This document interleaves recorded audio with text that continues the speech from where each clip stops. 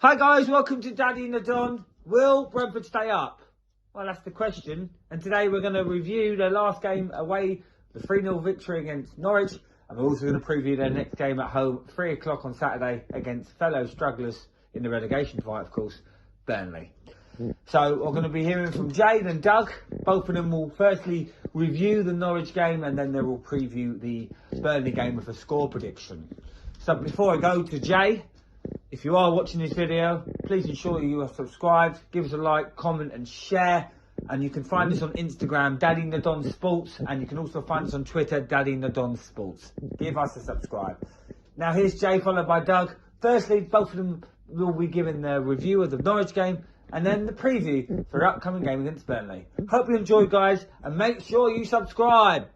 Hi Graham, hope you're well. Haven't done one in a while, so nice to be back. Just previewing Brentford Burnley at the weekend, home game against Burnley. Do a little review of the game from the weekend against Norwich. So obviously a win, first one in a while since Villa. So much needed 3 points and put some nice distance between us and the bottom teams, even though they got games in hands. But I can't see them winning all their game in hands. So I think we're in a really great position going into the final leg of the season. In particular with Norwich, I think we're going back to 4-3-3 really helped. And Buemo playing a bit wider rather than down the middle, where he's got a little bit more time, where he can run at players, which was his best quality. So we saw the best out of him in his first season when he was out wide with Watkins and Benrahma, cutting in, hitting those balls, also putting nice deliveries in. So nice positive for him. Tony hat-trick, 9 goals. Looks like he's going to get double figures for the season, which is amazing. I said 10 to 15 at the beginning. So really nice for him to be a bit further up the pitch yesterday as well, which took a lot of pressure off the rest of the team. And then the obvious one, Eriksen, his little bits of quality. That's what I've been saying the whole season, is what we've been missing. I think we're sound otherwise, generally.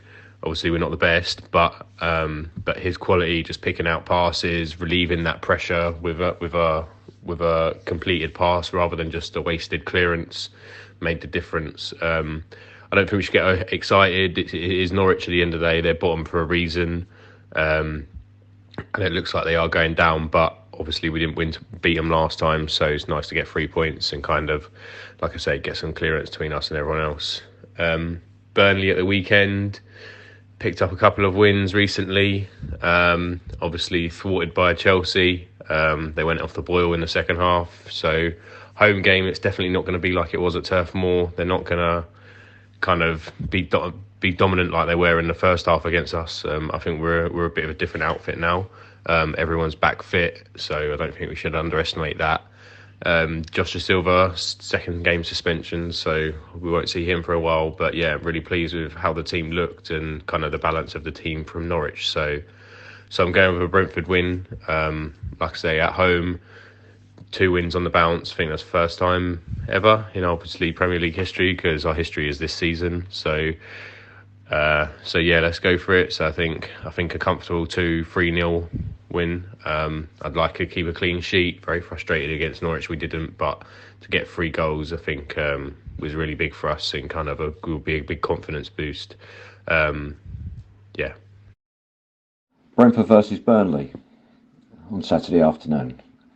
So Brentford, after a great win for them on last Saturday away at Norwich, and a must-win game for both sides really.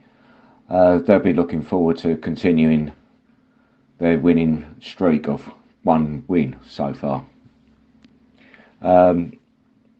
The game last Saturday, it could really have gone badly for Brentford. The first 5 minutes, we let them have 2 great chances.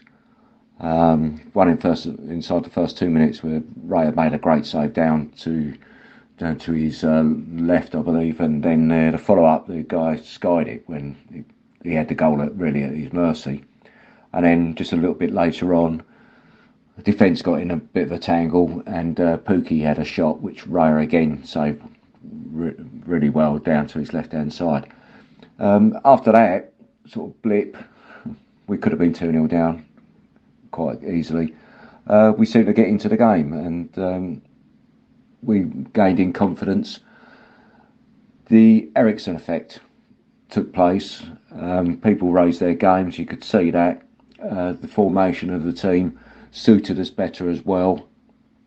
And once we got that first shot away, where Carrow shot from the edge of the area and Krul pushed it round for the corner, and for once, all the times that we've been wishing and hoping from a set piece, we got a header to it at the near post. Aja flicked it on from Ericsson's corner, and Ivan Toney at the back, unmarked, slammed it in the back of the net from about 3 yards out. From then on, Brentford really didn't look back. Sort of rode out the rest of the first half. Norwich were trying to put pressure on us, but it really didn't come to much. We seemed to cope okay, especially with our new four-man defence, rigid defence. Going into the second half, well, two early penalty decisions went in our favour. First one, referee looking at it, chose not to see it, or perhaps give him the benefit of the doubt, maybe he didn't see it. And VAR, for once, was our friend. Advised the referee to have a second look and awarded us a penalty. Ivan doesn't make any mistakes from the penalty spot, thankfully. And he proved it again about 5 minutes later. He made it 3-0 to us.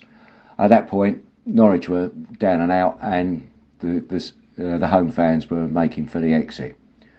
They managed to get a goal back quite about 15 minutes later, I think it was. But again, VAR came to our benefit, and it was ruled out for a very marginal offside. And equally, we could have gone 4-0 up, but for VAR intervening and another marginal offside. By that time, it was going into the last 10 minutes. The ground was half empty. We looked comfortable in the end, but we always give them a gift and managed to concede a goal into time added on. But 3-1, valuable win, and it doesn't mean anything. We need to capitalise on that now, and with the confidence that a win should give you, we need to get another win against Burnley. If we can beat Burnley, obviously that puts more daylight between us and them. They're third from bottom, currently 7 points behind us. It could be 6 points behind us. It could be 9 points come Saturday evening. But we've got to play better. We've got to make sure that we're tight.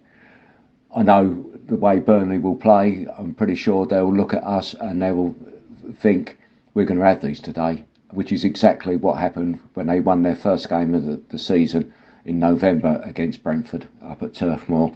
They just looked at us and thought, yeah, they're southern softies, we're going to have them. Well, Brentford, you really need to kick on now. Everybody doing their part, everybody putting in challenges, and don't be frightened. We weren't frightened on last Saturday against Norwich. We more than stood up to them, and we need to do the same. They got some big players. They're quite quick. Burnley. I'm sure they'll put us under pressure, but we can't afford to weaken. If Brentford are going to stay in the Premier League, these are the games. They are must-win games.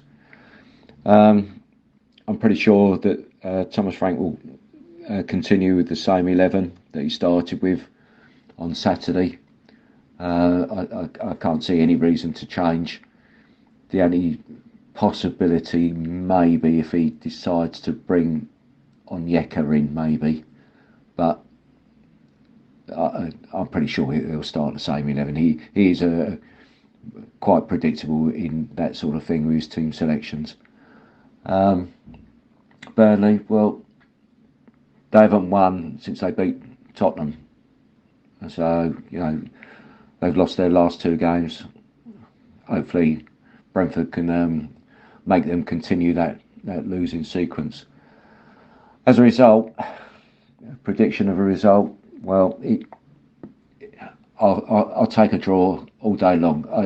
Burnley are just one of those teams where I think historically Brentford do seem to struggle against.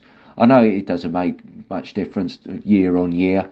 We haven't played them for a couple of years, but you know in football that you do have your bogey teams, and I think Burnley are one of those for us. So I'll take a draw. If we play to our maximum, if everybody competes for the ball like they should do, we can win. But I think it'll be quite close. I think 2-1 Brentford.